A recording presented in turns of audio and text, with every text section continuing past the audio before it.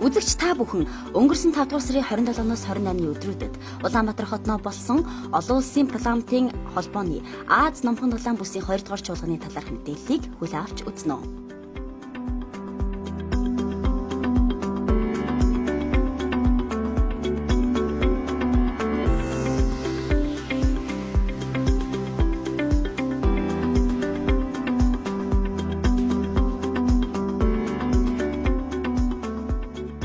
Аз номхон дулаан бүсийн орнуудын парламентын гишүүдэд доктортой хөгжлийн зорилгын асуудлаар нэгдэж хуралдахаар Улаанбаатарыг зорж ирсэн юм.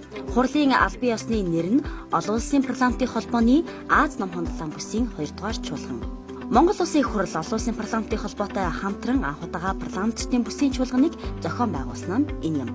Чуулган өндөр зохион байгуулалтад амжилттай болсныг олон улсын парламентын холбооны удирдлагууд тэмдэглэж байна. Олон улсын парламентын холбооны Аз номхон дулаан бүсийн 2 дугаар чуулган Монгол улсад амжилттай боллоо. Миний хувьд энэ нь шилдэг арга хэмжээнүүдийн нэг байлаа. Монголын парламент маш их идэвхтэй үйл ажиллагаа явуулдаг гэдгийг доктортой хөгжлийн зорилгын асуудлаарх энэхүү чуулганыг өндөр түвшинд зохион байгуулснаас би харж байна. Доктортой хөгжлийн зорилгоодыг хэрэгжүүлэх чиглэлээр баримтчгийг парламентаараа батлаад хэрэгжилтд нь бүхэн талаасаа хянт тавиад явдгийм байна. Олон улсын парламентын холбоо аливаа арга хэмжээг зохион байгуулахдаа хүн хоорондын харилцааг чухалчилж, найрсаг дотн уур амьсгалыг бүрдүүлэхэд анхаарах ёстой юм байна гэдгийг мөн Улаанбаатарт болсон энэ арга хэмжээнээс харлаа. Энэ сайхан жишгийг цаашид Аз номхон дулаан орнууд гэлтгүй олон улсын парламентын холбооны гишүүн орнуудын түвшинд ч хэрэгжүүлэх хэрэгтэй юм байна. Чуулганыг маш амжилттай ажил хэрэгч хэрнээ найрсаг уур амьсгалд өндөр зохион байгуулалттай болсон талаар олон улсын парламентын холбооны ерөнхийлөгч Габриелагаас сонссон. Намайг Монголд ажиллахаар наашаа явхад ерөнхийлөгчийн зүгээс ирэх 10 дугаар сард Серб улсад болох олон улсын парламентын холбооны 141-р чуулганыг Улаанбаатарт болсон олон улсын парламентын холбооны Аз номхон дулаан бүсийн 2 дугаар чуулганаас дутхааргүй амжилттай зохион байгуулахыг даалгасан юм. Аз номхон дулаан орнуудын парламентын чуулган энэхүү Монголын нэрийг дэлхийд зохих хэмжээгээр өргөсөн биз. За Монгол улсын нэр хүндийг дэлхийд өргөсөн бүсийн чуулганыг амжилттай зохион байгуулсан нь улсын хурлын дарга Зандан шатар болон тус чуулганыг зохион байгуулах хорооны даргаар ажилласан Монгол улсын хурлын дэд дарга Их хамглан нэр бүхий улсын хурлын гишүүдийн хичээл зүтгэлтэй салшгүй холбоотой юм а. Энэ олон улсын парламентын холбоо Монголын парламенттай хамтарч зохион байгуулсан хурал бол маш үр дүнтэй хурал боллоо гэж бид нэр дүгнэж байна. Тэгэхээр юугаараа үр дүнтэй хурал болов гэхээр энэ хуралд нийт манай бүсийн одоо Аз номхон дулаан орнуудын нийт 20 гаруй орны 100 гаруй парламентын гишүүд ирж оролцсон.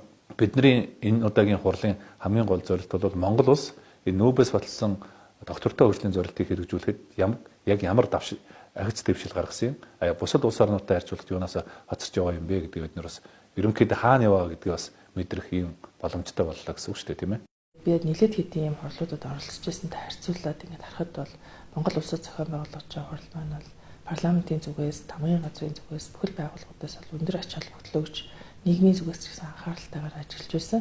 Тэгээ нөгөө талдаа бас манай Монголын одоо оролцож байгаа хүмүүсийн идэвх, иргэний нийгмийн идэвх гаргаж засгийн газраа шүүмжилж чадж байгаа тэрний ил байгаа эдгээр байдалд бол бас манай одоо ардчлалын нөхцөл байдлыг бол ийм эрүүл дебет өрнөх болцоотой байна гэж харж илээ. Анх удаахан бас олон улсын парламентын холбооны энэ ерөнхийлөгч нь өөрийн биеэр ингэж оролцсон. Тэгээ ирээд бас манай хурлыг үнэхээр ач холбогдолтой, үр дүнтэй үлгэр жишээ ийм хурал болсныг бас дүгнсэн байгаа. Монгол улс болвол энэ доктортой хөгжлийн зорилгоодыг хүрхийн тулд өөрийнхөө бодлогоудаа өмнө нь байсан бодлогоудаа үнэлж дүгнэх, за цаашдаа боловсруулах бодлоготой бас энэ доктортой хөгжлийн зорилгоодыг шингээх ажлуудыг хийж байгаа нь өөрөө бас их бусад улс орнуудад их том жишээ болж байгаа болов. Нэгдүгürt бол Монгол улсын парламент бол энэ доктортой хөгжлийн зорилтыг хэрэгжүүлэхэд яаж ажиллах ёстой юм? Бидний өнгөрсөн хугацаанд бид нар ямар амжилт олов? Ямар алдаа гаргах ч бидний сургамж юу байв гэдгийг бол тодорхой хэмжээнд ойлголт авсан ийм хурал болж байгаа. За хоёрдугаар хамгийн чухал асуудал бол өнөөдөр монголчуудын 1990 оны сонголт хийсэн энэ парламент засаглалын хэлбэр бол хамгийн зөв хэлбэр байжээ. Тийм ээ? Энэ дэр мэдээж алдаа байсан, сул тал байсан. Энийг цаашдаа энэ парламентын засаглалаа бол ингээд бэхжүүлээд явах юм зайлшгүй юм шаардлага байгаа юм байна гэдгийг бол бусад улс орнуудын одоо энэ парламентын оролд ирж оролцсон улсууд ч гэсэн ингээд ойлголт нэгтэй ингээд буцаж байгаа. Ийм л үр дүнтэй одоо хурал боллоо гэж би бодож байгаа. Манай парламентын нэр хүндийг олон улсад өндөр төргсөн ийм ажил болсон гэж үзэж байгаа. Парламентын гишүүд энэ одоо чуулганы үеэр манай улсын парламентын гишүүдийн болоод манай улсын боловсролын төвшинг болгох их өндрөөр үнэлж байсан. Танаа одоо парламентын гишүүд салбар хуралдаануудыг англиар удирдах, хуралд одоо англиар илтгэл тавьж гаргаж байгаа санал шүүмжүүд нь маш одоо бодиттой байна. Бид үүнд их талархалтай байна гэдэг үгийг бол хэлж байсан. Энэ жил 2019 оны 7 дугаар сард Монгол улс маань Нэгдсэн үндэсний байгууллагын өндөр түвшний уулзалтанд, улс төрийн уулзалтанд одоо үндэсний сайн дурын тайлангаа тавихаар бэлтгэл ажил бол бүтэн жилийн хугацаанд явагдсан. Тэгээ одоо энэ үндэсний сайн дурын бэлтгэлээ бол бэлтгэж дууссан байна. Тэгэхээр өнөөдрийн саяны энэ болж өнгөрсөн хурал бол энэ бэлтгэлийг дуусгах шатнд басны дараа хийж байгаагаар онцлогтой. Тэгэхээр манай улсын хувьд бол бид нэр энэ доктортой хөгжлийн зорилтуудыг хэр зэрэг сайн хэрэгжүүлж байна. Энэ зорилттой хүрэхийн тулд одоо манай ажлын явц хэр байна, зорилттой хүрч чадхаар байна уу, тулгамдж байгаа асуудлууд юу байна гэдэг эдгээрт бол өөрөө өөрсөндөө түн шинжилгээ хийх ийм чухал цаг үед болж байгаагаар онцлогтой. Доктортой хөгжлийн зорилгоодыг хэрэгжүүлэх төрийн болгоно бүх хүмүүсийг хамаарч хэнийг ч ардаа орхихгүй байхад чиглэгддэг. Тэгвэл хөгжлөөс хинчүүлдэх хоцрох ёсгүй гэдгийг уриалсан доктортой хөгжлийн зорилго гэж юу вэ гэдгийг энэ дашрамд товчхон танилцуулъя. 2015 онд Нэгдсэн үндэсний байгууллагын ерөнхий ансамблын 70 дугаар чуулганаас доктортой хөгжлийн 17 зорилгыг баталсан юм. 169 зорилтыг багтаасан доктортой хөгжлийн зорилго аль бие усаар дэлхийн нийтээр хэрэгжиж байна.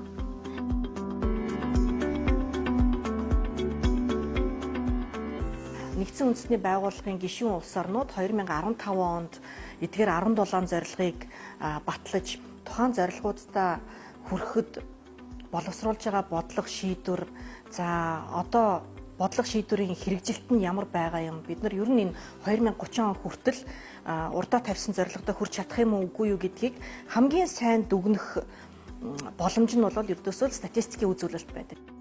За парламентчид 2 өдрийн хуралдаанаар доктортой хөгжлийн 17 зорилтын 4-ийнх нь хэрэгжилтийн талаар нухацтай хэлэлцээ. Өөрөөр хэлбэл доктортой хөгжлийн зорилтын хэрэгжилтийг дэмжих хянах чиглэлээр парламентуудын хийсэн ажил хүрсэн үр дүн. Боловсрол нь ядуурлыг бууруулах чухал урдчилсан нөхцөл болох нь хүн бүрийн эрүүлийн сайн сайхан байдлыг доктортой хөгжлийн зорилтоор дамжуулах нь уур амьсгалын өөрчлөлтөөс урьдчилан сэргийлэх арга хэмжээ, сургамж гэсэн асуудлыг хэлэлцсэн. Хэлэлцэн шийдвэрлсэн асуудлын талаар гишүүд инхүү ярьж байна. Одоо парламент дотроо одоо манай доктортой хөгжлийн зорилгын дэд хороо бол улсын их хурлын нийгмийн бодлого боловсрол соёлын шинжилгээ ухааны байнгын орооны харьяанд байдаг. Тэгээд парламент дотроо ийм доктортой хөгжлийн асуудлуудыг хариуцсан дэд хороотой ийм хууль тогтоох байгууллага нь албан ёсны бүтцтэй ийм бүтц бий болгосон улс бол нэг дэлхийн нийт улсуудын 30 орчим хувь. Тэгээд тэр утгаараа манайх бол энэ тийм давуу талтай аль хэзээ энэ дээр бол бид нэр ач холбогдол ажилтгаа гэдгийг өдөр тутмын үйл ажиллагаагаар бол батлан харуулсан байгаа.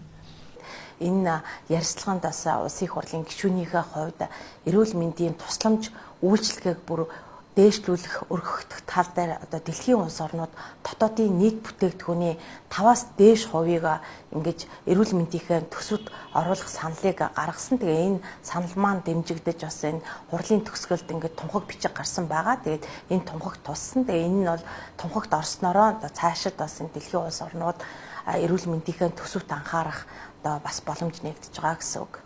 За манай боловсролын салбарын асуудлаарх салбар хуралдаан дээр дэлхийн улс орнууд Монголын боловсролын тогтолцоо, боловсролын хөтөлбөрийн шинжилэл, за ерөнхий боловсрол болон сургуулийн өмнөх боловсролын хамран сургалтын өнөөдрийн бидний хүрсэн төвшнийг бол бас нэлээд өндрөөр үнэлж сайшааж байна.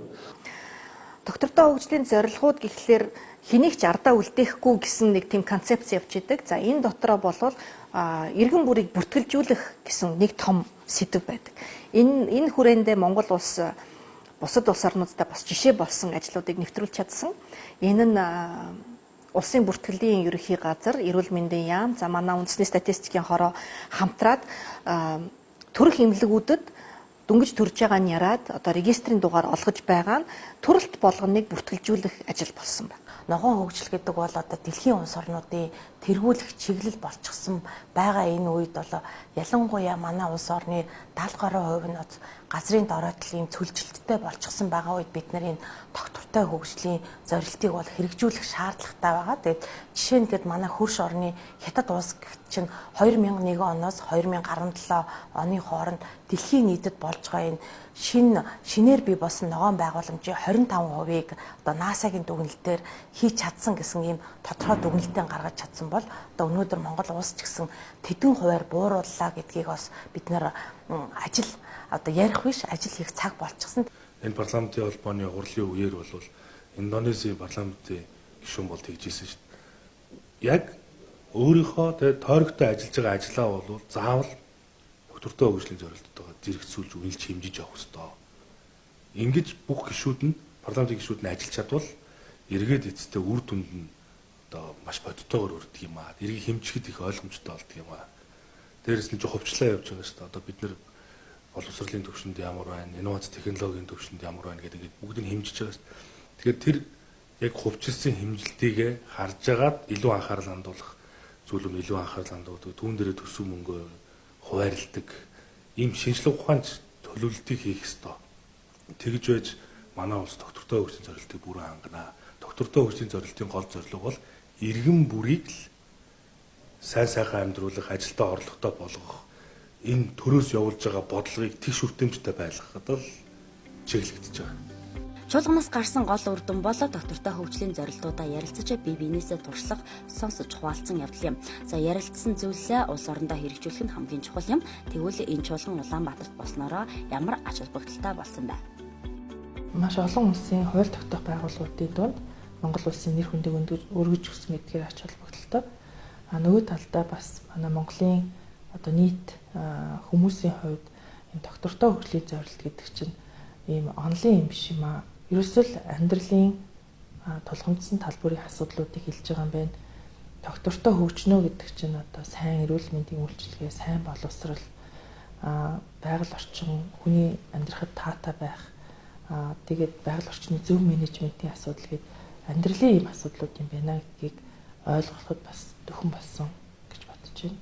Хамгийн гол нь зөвхөн одоо ганцхан парламент ч юм уу, ганцхан засгийн газар хийхээс гадна энэ иргэн бүрийн оролцоо чухал гэдэг дээр хүмүүсээс анхаарлаа хандуулахад чухал үр гүйцэтгэсэн байна.